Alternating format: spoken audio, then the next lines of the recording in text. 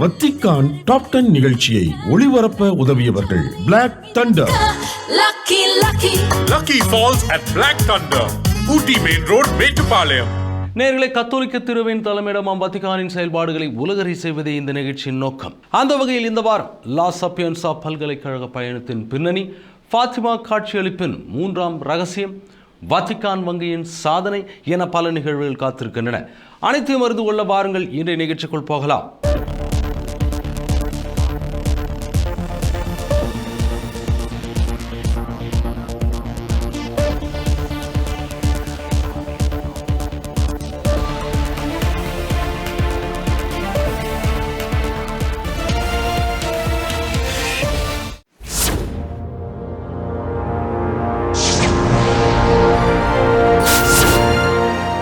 செயற்கை நுண்ணறிவும் மனித மாண்பும், ஆண்டவரின் விண்ணேற்பு பெருவிழா மற்றும் உலக தகவல் தொடர்பு நாளில் திருத்தந்தை 14ஆம் லியோ அவர்கள் வலியுறுத்தியுள்ள செய்திகளை இன்றைய நிகழ்ச்சியின் முதல் பகுதியாக பார்ப்போம். உயிர்ப்பு ஞாயிற்கு பிறகான 40ஆம் நாளில் திரு அவை ஆண்டவரின் விண்ணேற்பு பெருவிழாவை கொண்டாடுகிறது. இந்த ஆண்டு இப்பெருவிழா உலக தகவல் தொடர்பு நாளுடன் இணைந்து வந்தது. எனவே திருத்தந்தை 14ஆம் லியோ அவர்கள் செயற்கை நுண்ணறிவு குறித்து பேசுவதற்கான வாய்ப்பாக இதனை மீண்டும் ஒருமுறை பயன்படுத்திக் கொண்டார். செயற்கை நுண்ணறிவின் இந்த காலகட்டத்தில் ஒவ்வொரு தொழில்நுட்ப கண்டுபிடிப்பும் மனிதரின் உண்மைத்தன்மைக்கு எப்போதும் மதிப்பளிக்கும் வகையான தகவல் தொடர்பு முறைகளை ஊக்குவிக்க தங்களை அர்ப்பணித்துக் கொள்ளுமாறு அனைவரையும் ஊக்குவிக்கிறேன். தனது முன்னோடியான திருத்தந்தை பிரான்சிஸ் அவர்கள் எழுதி படைப்பை பராமரிப்பதற்காக அர்ப்பணிக்கப்பட்ட திருமடலால் ஈர்க்கப்பட்டதுமான வரவிருக்கும் லௌதாத்தோ சி வாரம் குறித்தும் திருத்தந்தை சிறப்பித்து கூறினார். துரதிர்ஷ்டவசமாக சமீப ஆண்டுகளில் போர்களின் காரணமாக இத்துறையில் ஏற்பட்டுள்ள முன்னேற்றம் பெருமளவில் குறைந்துள்ளது. எனவே லௌதாத்தோ சி இயக்கத்தின் உறுப்பினர்களும் ஒருங்கிணைந்த சூழலுக்காக உழைக்கும் அனைவரும் தங்கள் அர்ப்பணிப்பை புதுப்பித்துக் கொள்ளுமாறு நான் ஊக்குவிக்கிறேன். அமைதியை பேணுவது என்பது உயிரை பேணுவதாகும். திருத்தந்தை லியோ அவர்கள் அனைத்து நம்பிக்கையாளர்களுடனும் இணைந்து ஆண்டவரின் விண்ணேற்பு பெருவிழாவை கொண்டாடினார். மேலும் ஒவ்வொரு ஞாயிற்றுக்கிழமையையும் போலவே பாஸ்கா காலத்திற்கான மூவேளை ஜெபத்தை அவர் பக்தியுடன் பாடியது கவனிக்கத்தக்கது.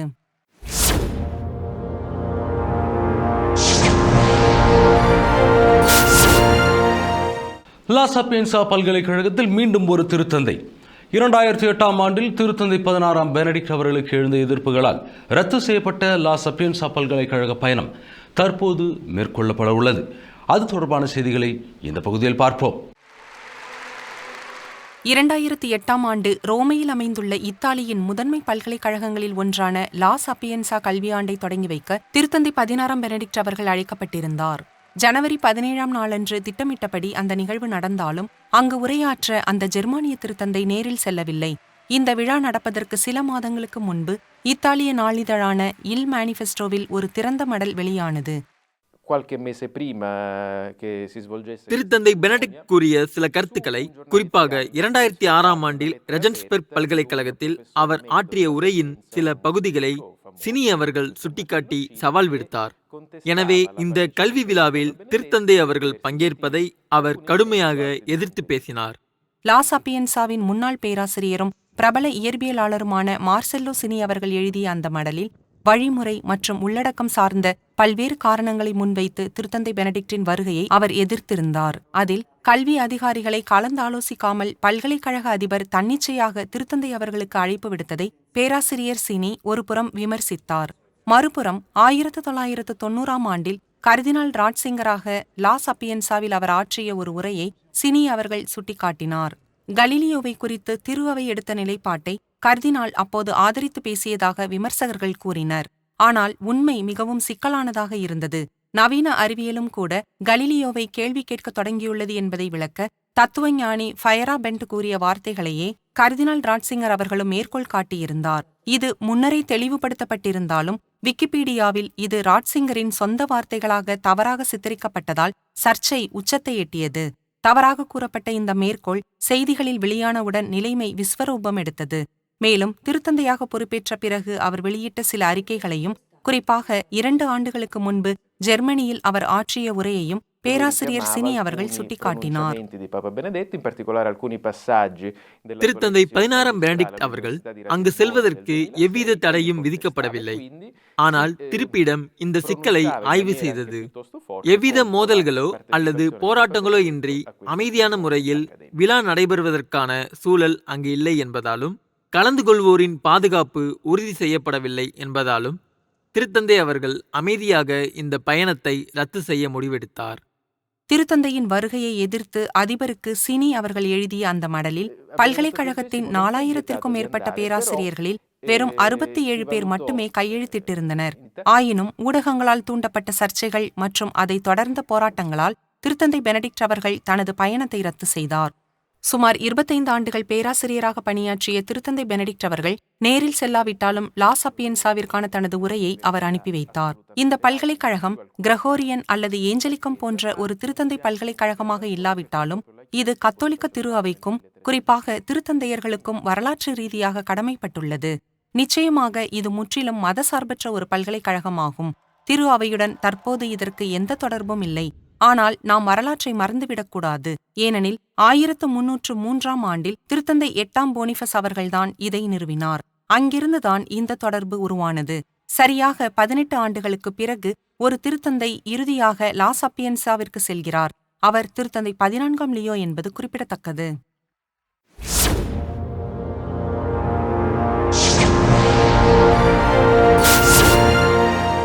ஆயுதங்களை அதிகரிப்பது பாதுகாப்பல்ல. உலக அளவில் அதிகரித்து வரும் இராணுவ செலவுகளையும் போர் சூழலையும் வன்மையாக கண்டித்து திருத்தந்தை 14ஆம் லியோ அவர்கள் ஆற்றிய உரையை இந்த பகுதியில் பார்ப்போம். லா சப்பியன்சா பல்கலைக்கழகம் 14ஆம் நூற்றாண்டில் திருத்தந்தை 8ஆம் போனிஃபஸ் அவர்களின் விருப்பத்தால் நிறுவப்பட்டது. ஐரோப்பாவின் மிகப்பெரிய பல்கலைக்கழகமான இதில் இளங்கலை மற்றும் முதுகலை படிப்புகளில் சுமார் 1,22,000 மாணவர்கள் பயில்கின்றனர் என மதிப்பிடப்பட்டுள்ளது. அதன் கல்வி திட்டங்கள் மற்றும் ஆராய்ச்சிகளுக்காக உலக புகழ்பெற்ற இந்த பல்கலைக்கழகம் மே 14ஆம் நாளன்று ஆண்டவரின் விண்ணேற்பு பெருவிழாவன்று திருத்தந்தை 14ஆம் லியோ அவர்களை வரவேற்றது. மேலும் ரோமை பல்கலைக்கழகத்திற்கும் திருத்தந்தையர்களுக்கும் இடையிலான வரலாற்று உறவை விளக்கும் லா சப்பியன்சாவும் திருத்தந்தையரும் என்ற தலைப்பிலான கண்காட்சியையும் திருத்தந்தை அவர்கள் பார்வையிட்டார். இந்த நிறுவனத்தின் இறுதி நோக்கமான மாணவர்களை மையப்படுத்தி உரையாற்றிய அவர், வன்முறை, போர்கள் மற்றும் மோதல்கள் நிறைந்த இந்த உலகில் ஒருபோதும் விரக்தியடைந்து நம்பிக்கையை இழந்துவிடக்கூடாது என்று அவர்களை வலியுறுத்தினார். கடந்த ஆண்டில் உலக அளவிலும் குறிப்பாக ஐரோப்பாவிலும் இராணுவ செலவுகளின் வளர்ச்சி பெருமளவு அதிகரித்துள்ளது. பதற்றங்களை வளர்க்கும் போது, கல்வி மற்றும் சுகாதாரத்திற்கான முதலீடுகளை உறிஞ்சும் போது, நம்பிக்கையை சீர்குலைக்கும் போது, பொது நலனில் அக்கறையற்ற மேல்தட்டு மக்களை வளப்படுத்தும் போது, ஆயுதங்களை அதிகரிப்பதை ஒருபோதும் பாதுகாப்பு என்று அழைக்காதீர்கள். மோதல்கள் மற்றும் வன்முறைகளால் அதிகம் பாதிக்கப்பட்டுள்ள உலகின் பல பகுதிகளை பெயரிட்டு குறிப்பிட அவர் தயங்கவில்லை. பல்கலைக்கழகத்தின் வகுப்பறைகளில் மேற்கொள்ளப்படும் செயல்பாடுகள் போரின் கொடூரங்களுக்கு நேர்மாறான ஒன்றாக அமைய வேண்டும் என்று அவர் வலியுறுத்தினார். உக்ரைன், காசா மற்றும் பாலஸ்தீன பகுதிகள், லெபனான் மற்றும் ஈரானில் நடக்கும் நிகழ்வுகள் ஒரு பேரழிவு சூழலில் போருக்கும் புதிய தொழில்நுட்பங்களுக்கும் இடையிலான மனிதத்தன்மையற்ற பரிணாமத்தை விவரிக்கின்றன. உங்களின் படிப்பு, ஆராய்ச்சி மற்றும் முதலீடுகள் இதற்கு நேர்மாறான திசையில் நகரட்டும். அவை வாழ்விற்கான முழுமையான ஆம் ஆக இருக்கட்டும். இப்பயணத்தை மேற்கொள்வதற்கு முன்பு மாணவர்களிடமிருந்து எழுதப்பட்ட நூற்றுக்கணக்கான கேள்விகளை திருத்தந்தை அவர்கள் பெற்றிருந்தார். அவை அனைத்திற்கும் பதிலளிக்க தமக்கு நேரமில்லை என்பதை தனது உரையில் அவர் தெளிவுபடுத்தினார். ஆயினும் எதிர்காலத்தில் ஒவ்வொரு கேள்விக்கும் பதிலளிப்பதற்கான சந்திப்புகளை ஏற்பாடு செய்வதற்கான வாய்ப்புகள் குறித்தும் அவர் கோடிட்டு காட்டியது குறிப்பிடத்தக்கது.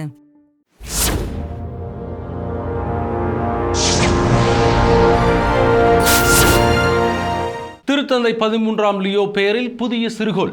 வத்திக்கான் விண்வெளி ஆராய்ச்சி மையம் சமீபத்தில் 4 புதிய சிறுகோள்களை கண்டுபிடித்துள்ளது. அது தொடர்பான தகவலை இந்த பகுதியில் பார்ப்போம். அரிசோனா மாநிலத்தில் அமைந்துள்ள மவுண்ட் கிரஹாம் மலையில் உள்ள தொலைநோக்கி மூலம் வத்திக்கான் விண்வெளி ஆராய்ச்சி மையம் சமீபத்தில் 4 புதிய சிறுகோள்களை கண்டுபிடித்துள்ளது. இதன் காரணமாக கடந்த ஏப்ரல் மாதம் இந்த சிறுகோள்களின் பெயர்களை அது அறிவித்தது. ஆனால் அந்த அறிவிப்பில் ஒரு சிறப்பு ஆச்சரியமும் காத்திருந்தது. 1891ஆம் ஆண்டில் விண்வெளி ஆராய்ச்சி மையத்தை மீண்டும் நிறுவிய திருத்தந்தை 13ஆம் லியோ உள்ளிட்ட வானாய்வக வரலாற்றின் முக்கிய ஆளுமைகளின் பெயர்கள் இந்நான்கு சிறுகோள்களுக்கும் சூட்டப்பட்டுள்ளன. ஆனால் அந்த சிறு கோள் நேரடியாக 13ஆம் லியோ என்று அழைக்கப்படவில்லை. மாறாக திருத்தந்தையின் திருமுழுக்கு பெயரான ஜொவாக்கினோ பெச்சி என்ற இத்தாலிய பெயரின் இணைப்பாக அதற்கு ஜொவாக்கினோ பெச்சி என்று பெயரிடப்பட்டுள்ளது. 1891ஆம் ஆண்டில் திருத்தந்தை 13ஆம் லியோ அவர்களால் மீண்டும் நிறுவப்பட்ட கத்தோலிக்க திரு அவையின் இந்த முதன்மை வானியல் நிறுவனத்தின் உறுப்பினர்கள் அவரது வாரிசான தற்போதைய திருத்தந்தை 14ஆம் லியோவை தனிப்பட்ட முறையில் சந்தித்தனர். அப்போது உங்களது அர்ப்பணிப்பு வத்திக்கான் விஞ்ஞானிகளை பரந்த பொதுமக்களுடனும் உலகளாவிய அறிவியல் சமூகத்துடனும் அர்த்தமுள்ள முறையில் ஈடுபட செய்கிறது. உங்களின் தாராள மனப்பான்மை உலகெங்கிலும் உள்ள மாணவர்களுடன் வானியலின் அதிசயத்தை வத்திக்கான் வானாய்வகம் பகிர்ந்து கொள்ளவும், கத்தோலிக்க பள்ளிகள் மற்றும் பங்குகளில் பணியாற்றுபவர்களுக்கு பயிலரங்குகள் மற்றும் கோடைக்கால பள்ளிகளை வழங்கவும் சாத்தியமாக்குகிறது என்று திருத்தந்தை லியோ அவர்கள் கூறினார். 1870ஆம் ஆண்டில் திருத்தந்தை அரசுகள் அதிகாரங்களை இழந்த பிறகு வத்திக்கான் வானாய்வகம் திருத்தந்தை 13ஆம் லியோ அவர்களால் மீண்டும் நிறுவப்பட்டது. ரோமையில் வத்திக்கானுக்குள்ளேயே ஒரு வானாய்வகம் அமைந்திருந்தது. ஆனால் மின்சார பயன்பாடு அதிகரித்து ஏற்பட்ட ஒளி மாசின் காரணமாக 1930களில் வானாய்வகம் வத்திக்கானிலிருந்து கேசல் கேண்டல்ஃபோவிற்கு மாற்றப்பட்டது. பின்னர் அதே காரணங்களுக்காக வத்திக்கான் தனது புதிய வானாய்வகத்தை 1990களில் அரிசோனாவில் கட்டியது. இயேசு கிறிஸ்து புனித பேதுருவையும் அவரது வாரிசுகளையும் தனது திரு அவையின் பாறையாக மாற்றினார் என்று கத்தோலிக்கர்கள் நம்புகிறார்கள். அப்படி இருக்க அவரது வாரிசுகளின் பெயரை சில விண்வெளி பாறைகளுக்கும் சூட்டப்பட்டிருப்பது சிறப்புமிக்கதாகும்.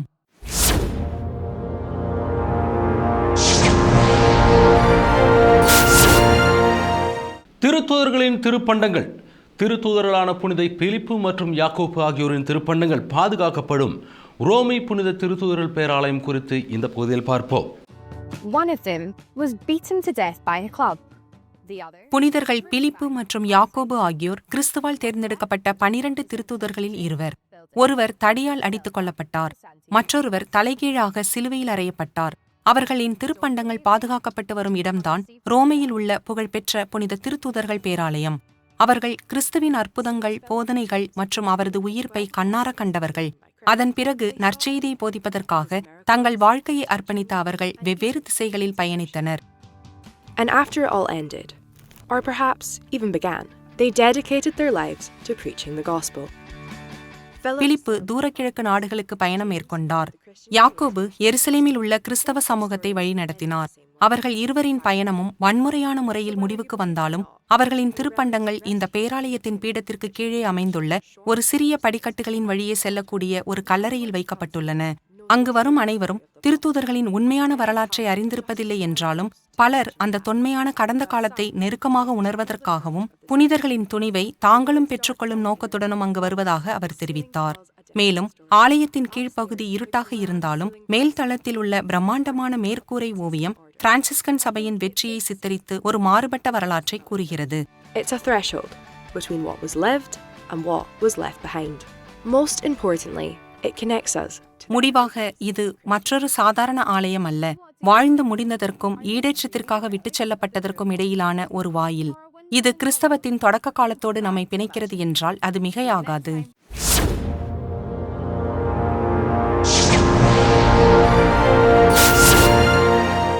எண்ணிக்கை சிறியது ஆனால் தாக்கம் பெரியது. டொமினிக்கன் சபையின் அருட்தந்தை பேட்ரிக் மேரி பிரிஸ்கோ அவர்கள் அச்சபையின் தனித்துவம் குறித்து அளித்த நேர்காணலை இந்த பகுதியில் பார்ப்போம். From my perspective and from what I do in the order, Dominican சபையின் சமூக தொடர்புகளுக்கான தலைமை ஊக்குவிப்பாளர் அருட்தந்தை பேட்ரிக் மேரி பிரிஸ்கோ அவர்கள் தமது சபையின் தனித்துவம், தற்போதைய பணிகள் மற்றும் உலகளாவிய திரு அவையில் அவர்களின் பங்களிப்பு குறித்து ஊடகங்களுக்கு விரிவாக விளக்கமளித்துள்ளார்.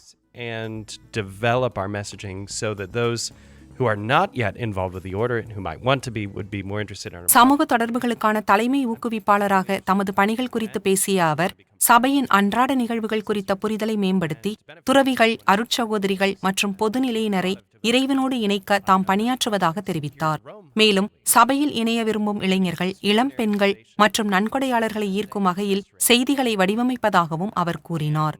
ரோமையில் உள்ள சான் கிளமெண்டே ஆலயத்தின் மறுசீரமைப்பு மற்றும் ஏஞ்சலிக்கம் பல்கலைக்கழகத்தின் உள்கட்டமைப்பு மற்றும் உலகெங்கிலும் இருந்து வரும் துறவிகளுக்கு கல்வியளிப்பதற்கான மேம்பாட்டு திட்டங்கள் குறித்தும் அவர் சுட்டிக்காட்டினார். Sisters and training seminarians and laity, some of us from the podcast I host, Godsplaining, some of us were presenting during Dominican துறவர சபையை அவர் ஏன் தேர்ந்தெடுத்தார் என்ற கேள்விக்கு பதிலளித்த அவர் அண்மையில் ரோமையில் நடைபெற்ற இளைஞர்களுக்கான யூபிலி நிகழ்வொன்றை நெகிழ்ச்சியுடன் நினைவு கூர்ந்தார். சாந்தா மரியா சோப்ரா மினர்வா பேராலயத்தில் புனித கத்தரின் அம்மாள் மற்றும் பியர் ஜார்ஜியோ ஃப்ரெசாட்டி ஆகியோரின் திருவுடல்களுக்கு முன்பாக நூற்றுக்கணக்கான இளைஞர்கள் மத்தியில் உரையாற்றிய போது சபையில் இணையுமாறு அவர்களுக்கு அழைப்பு விடுத்த வேளையில் தாம் கண்ணீர் விட்டு அழுததாக அவர் தெரிவித்தார்.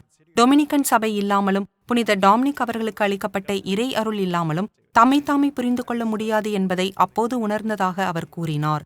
திருமணமான ஒருவர் தம் வாழ்க்கை துணைவர் வழியாக தம்மை புரிந்து கொள்வது போல டொமினிக்கன் சபை இல்லாமல் ஒரு குருவாக தம்மை புரிந்து கொள்ள முடியாது என்றும் அவர் உணர்வுபூர்வமாக குறிப்பிட்டார். டொமினிக்கன் சபை ஒரு சிறிய துறவற சபையா என்பது குறித்து விளக்கமளித்த அவர், உலகளவில் உருவாக்க நிலையில் உள்ளவர்களையும் சேர்த்து தங்களுக்கு சுமார் 6000 துறவிகள் மட்டுமே இருப்பதாகவும், இது இயேசு சபை அல்லது கப்புச்சின் சபையின் 20,000தோடு ஒப்பிடுகையில் சிறிய எண்ணிக்கைதான் என்பதையும் ஒப்புக்கொண்டார். இருப்பினும் தாங்கள் மிகவும் வலுவான தாக்கத்தை ஏற்படுத்துவதாக அவர் தெரிவித்தார். இந்த தாக்கம் அவர்களின் தனித்துவமான கருப்பு வெள்ளை சீருடை அடையாளத்தால் மட்டும் ஏற்பட்டதல்ல என்றும், ஆன்மாக்களின் மீட்புக்காக போதிக்கவும் கடினமான தருணங்களில் உண்மையை பேசவும் அச்சபையை நிறுவிய புனித டாமினிக் அவர்களுக்கு வழங்கப்பட்ட அருளே இதற்கு காரணம் என்றும் அவர் கூறினார். மேலும் புனித தாமஸ் அக்வீனாஸின் இறையியல் வழியாக துறவிகள் பெறும் கடுமையான உருவாக்கம் இன்றைய காலத்தின் தேவைகளை எதிர்கொள்ளும் வலிமையையும் நெகிழ்வுத்தன்மையையும் அவர்களுக்கு வழங்குவதாக கூறி அவர் தனது விளக்கத்தை நிறைவு செய்தார்.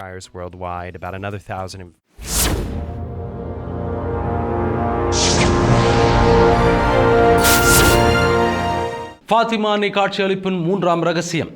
1917ஆம் ஆண்டு போர்ச்சுகல் நாட்டின் ஃபாத்திமா நகரில் 3 சிறுவர்களுக்கு காட்சியளித்து கன்னிமரியா வழங்கிய 3வது ரகசியம் குறித்து இந்த பகுதியில் பார்ப்போம்.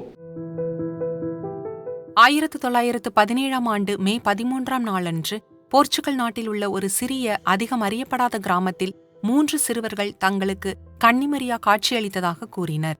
அந்த சிறுவர்களின் பெயர்கள் ஜெசிந்தா, பிரான்சிஸ்கோ மற்றும் லூசியா. அவர்களுக்கு முறையே 7, 9 மற்றும் 10 வயதாகி இருந்தது.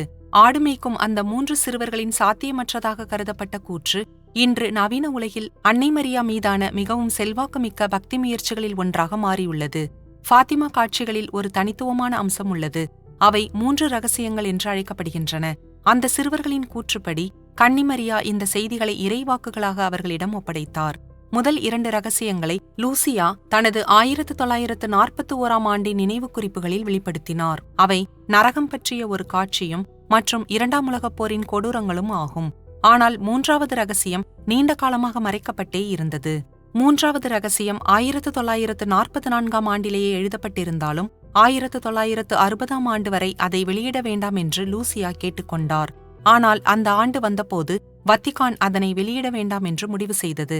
பின்னர் 21 ஆண்டுகள் கழித்து 1981ஆம் ஆண்டு மே 13ஆம் நாளன்று, சரியாக ஃபாத்திமா அன்னையின் திருவிழா நாளன்று அது நிகழ்ந்தது. ஒரு பொது பார்வையாளர் சந்திப்பின் போது திருத்தந்தை 2ஆம் ஜான் பால் அவர்கள் சுடப்பட்டார். தூய கன்னிமரியாவின் தலையீட்டால்தான் தான் உயிர் பிழைத்ததாக திருத்தந்தை அவர்கள் எப்போதும் உறுதியாக நம்பினார். அவரே இது குறித்து இவ்வாறு கூறினார்: ஒருவன் சுட்டான், ஆனால் மற்றொரு கரம், அன்னையின் கரம், அது அந்த தோட்டாவை வழிநடத்தியது. அது அவரது உடலின் அனைத்து முக்கிய உறுப்புகளையும் பாதுகாத்தது. உண்மையில் அறுவை சிகிச்சையின் போது மருத்துவர்களே ஆச்சரியப்பட்டனர். ஏனெனில் தோட்டாவின் பாதை முக்கிய உறுப்புகளை உரசியதே தவிர அவற்றை சேதப்படுத்தவில்லை. இது விளக்க முடியாதது, அறிவியல் ரீதியாக விளக்க முடியாத ஒரு நிகழ்வாகும். திருத்தந்தை 2ஆம் ஜான் பால் அவர்களை பொறுத்தவரை தன் மீதான தாக்குதலும் ஃபாத்திமாவின் செய்தியும் ஆழமாக தொடர்புடையவை. அதையே ஃபாத்திமாவின் இறுதி இறைவாக்காக அவர் விவரித்தார். இது எவ்வளவு உண்மை என்றால், அவர் குணமடைந்து வந்த காலகட்டத்தில் கூட அந்த சம்பவம் தொடர்பான அனைத்து ஆவணங்களையும் தன்னிடம் கொண்டு வர செய்தார். அவர் அதை படித்தார். அநேகமாக கன்னிமரியா அளித்த அந்த காட்சிகளின் வெளிப்பாட்டின் வெளிச்சத்தில் அவர் தனது தனிப்பட்ட விளக்கத்தை அதிலிருந்து பெற்றிருக்கலாம். அதுவே அந்த தொடர்புடைய ரகசியமாகும். திருத்தந்தை 2ஆம் ஜான் பால் அவர்களின் பணிக்காலத்தின் கீழ் வத்திகான் 2000ஆம் ஆண்டில் ஃபாத்திமாவின் 3வது ரகசியத்தை வெளியிட்டது. அது வெள்ளை நிற ஆடை அணிந்த ஆயர் ஒருவர் துப்பாக்கி சூட்டிற்கு இலக்காகி இறந்து விழுகிறார் என்று முன்னறிவித்திருந்தது. அதன் பிறகு திருத்தந்தை 2ஆம் ஜான் பால் அவர்களுக்கும் ஃபாத்திமாவுக்கும் இடையிலான உறவு பிரிக்க முடியாததாக மாறியது. திருத்தந்தை 2ஆம் ஜான் பால் அவர்கள் பலமுறை போர்ச்சுகலில் உள்ள இந்த திருத்தலத்திற்கு திருப்பயணம் மேற்கொண்டார். மேலும் 1984ஆம் ஆண்டில் தன் மீது பாய்ந்த அந்த தோட்டாவை ஃபாத்திமா அன்னைக்கு பரிசளித்தார். அந்த தோட்டா இப்போது அன்னையின் திருமுடி கிரீடத்தில் பதிக்கப்பட்டுள்ளது. இன்று அந்த காட்சியளிப்புகள் நிகழ்ந்து 100 ஆண்டுகளுக்கும் மேலாகிவிட்ட நிலையிலும் ஃபாத்திமா திருத்தலம் தொடர்ந்து மில்லியன் கணக்கான திருப்பயணிகளை ஈர்த்து வருகிறது. வரலாறு, இறை நம்பிக்கை மற்றும் மறைபொருள் ஆகியவை பின்னி பிணைந்துள்ள ஒரு திருத்தலமாக இது திகழ்வதுடன் கிறிஸ்தவ இறை நம்பிக்கையையும் உலகிற்கு வெளிப்படுத்துகிறது என்றால் அது தகும்.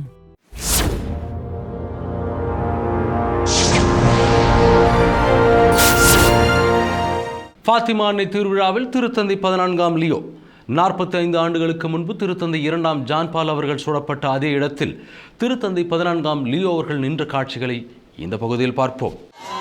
45 ஆண்டுகளுக்கு முன்பு புனித பேதுரு சதுக்கத்தில் நடைபெற்ற பொது பார்வையாளர் சந்திப்பின் போது திருத்தந்தை 2ஆம் ஜான் பால் அவர்கள் தன் மீதான படுகொலை முயற்சியிலிருந்து உயிர் தப்பினார். துருக்கிய நாட்டைச் சேர்ந்த கொலையாளி 2 முறை சுட்டதில் போலந்து நாட்டைச் சேர்ந்த திருத்தந்தையின் மார்பு பகுதியிலும் கையிலும் குண்டுகள் பாய்ந்தன. திருத்தந்தை 14ஆம் லியோ அவர்கள் சதுக்கத்திற்கு வந்தடைந்த போது அந்த தாக்குதல் நடைபெற்ற அதே இடத்தில் நின்று அஞ்சலி செலுத்த விரும்பினார். இந்த தாக்குதல் மே 13ஆம் நாளன்று, அதாவது ஃபாத்திமா அன்னையின் திருவிழா நாளன்று நிகழ்ந்தது. எனவே திருத்தந்தை லியோ அவர்களும் தனது மறைக்கல்வி உரையை அன்னை மரியாவுக்காக அர்ப்பணித்தார். முழு திரு அவையும் எத்தகையதாக இருக்க அழைக்கப்பட்டுள்ளதோ அதற்கு அன்னை மரியா ஒரு சிறந்த முன்மாதிரியாக திகழ்கிறார்.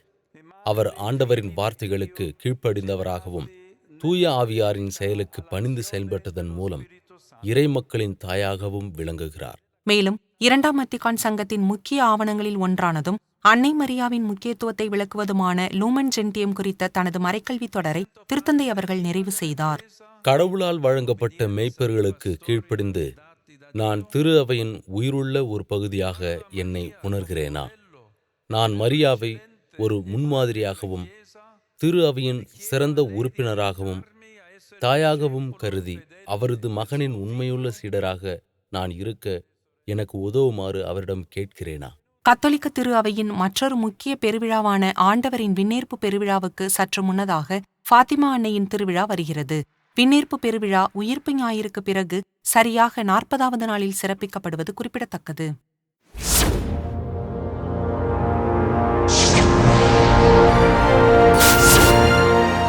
ஸ்பெயின் நாட்டின் வலன்சியா நகரில் உள்ள புனித நிக்கோலாஸ் பங்கு ஆலயத்திற்காக புதிதாக வார்க்கப்பட்ட மணி வத்திக்கான் கொண்டு வரப்பட்டிருக்கிறது. அதற்கான காரணங்களை இந்த பகுதியில் பார்ப்போம். ஸ்பெயினில் இருந்து கப்பல் மூலமாகவும் பின்னர் வத்திக்கானுக்கு பாரந்தூக்கி பொருத்தப்பட்ட சரக்குந்து மூலமாகவும் திருத்தந்தையின் ஆசீர்வாதத்திற்காக கொண்டுவரப்பட்ட இந்த புதிய மணிதான் ஸ்பெயின் நாட்டின் வலன்சியா நகரில் திருத்தந்தை 14ஆம் லியோ அவர்கள் பெயரளவு அதிபராக இருக்கும் பங்கு ஆலயத்தை அலங்கரிக்கப் போகிறது. வலன்சியாவில் உள்ள புனித நிக்கோலஸ் பங்கு ஆலயம் ஒரு தனித்துவமான மரபை கொண்டுள்ளது. அதன் அதிபராக எப்போதும் பதவியில் இருக்கும் திருத்தந்தையே இருக்க வேண்டும். அந்த வகையில் தற்போதைய நிலையில் திருத்தந்தை லியோ அவர்கள் அதன் அதிபராக உள்ளார். திருத்தந்தை 3ஆம் கலிஸ்டஸாக தேர்ந்தெடுக்கப்பட்ட அல்போன்சோ டி போர்ஜாவின் காலத்திலிருந்தே இந்த மரபு நிலவி வருகிறது. அவர் முன்னதாக புனித நிக்கோலஸ் ஆலயத்தின் பங்கு தந்தையாக பணியாற்றியவர் ஆவார். 1420ஆம் ஆண்டில் அவர் புனித நிக்கோலஸ் ஆலயத்தின் அதிபராக நியமிக்கப்பட்டார். பின்னர் ஆயர் கர்தினாலாக மாறி அதன்பின் திருத்தந்தை 3ஆம் கலிஸ்டஸாக தேர்ந்தெடுக்கப்பட்டார்.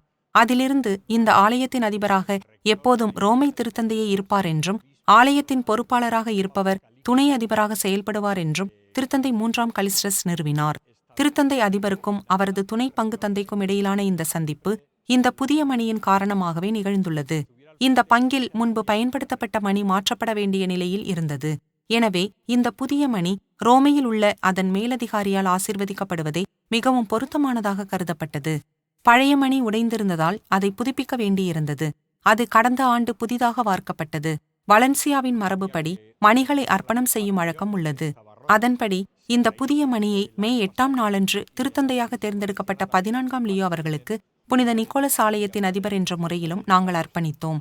இன்று திருத்தந்தை அதை ஆசீர்வதிப்பதற்காக அவரிடம் அதை கொண்டு வந்தோம். அந்த தனித்துவமான மரபையும் நாங்கள் அவருக்கு நினைவூட்டினோம். அதை அவர் மிகுந்த மகிழ்ச்சியுடனும் அன்போடும் கேட்டுக்கொண்டார் என்று அருள்பணி அன்டோனியோ கோர்பி அவர்கள் கூறினார். புனித நிக்கோலஸ் ஆலயம் ஸ்பெயின் நாட்டின் சிஸ்டின் சிற்றாலயம் என்று அழைக்கப்படுகிறது. அது மிகவும் அழகானது என்பதற்காக மட்டுமல்ல, உண்மையான சிஸ்டின் சிற்றாலயத்தை மறுசீரமைத்த அதே நபரால்தான் இதுவும் மறுசீரமைக்கப்பட்டது என்பதே அதற்கு காரணமாகும். அன்டோனியோ பலோமினோ மற்றும் டியோனிசியோ விடால் ஆகியோரால் வரையப்பட்ட 1800 மீட்டர் பரப்பளவிலான மேற்கூரையை இது கொண்டுள்ளது. அற்புதமான ஓவியங்களை கொண்ட இது சிஸ்டைன் சிற்றாலயத்தின் மறுசீரமைப்பாளரான ஜியான் லூயி கொலாலூச்சியின் வழிகாட்டுதலின் கீழ் மிக சிறப்பாக மறுசீரமைக்கப்பட்டது.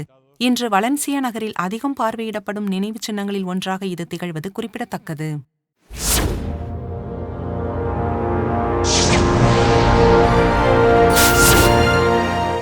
வத்திக்கான் வங்கியின் வரலாற்று சாதனை.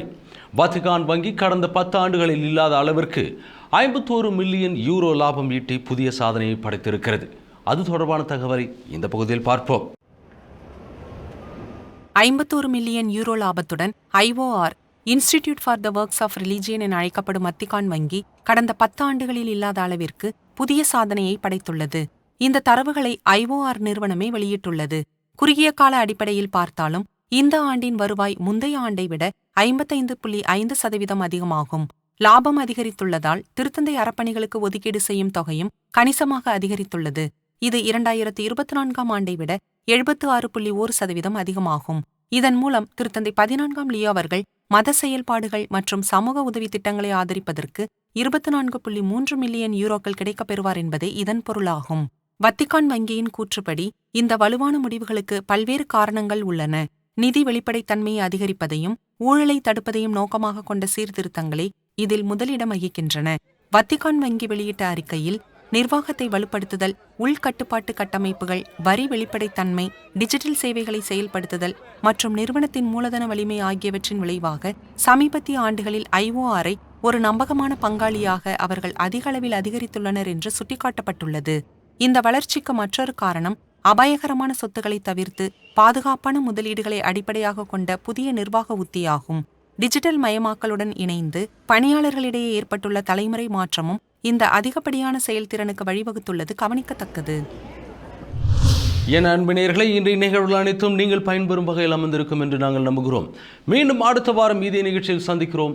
இது Vatican top 10 sponsor by black thunder, Ooty main road, Mettupalayam. நன்றி, வணக்கம், மரியே வாழ்க. வத்திக்கான் டாப் 10 நிகழ்ச்சியை ஒளிபரப்ப உதவியவர்கள் black thunder. Lucky Falls at Black Thunder, Ooty Main Road, Metupalayam.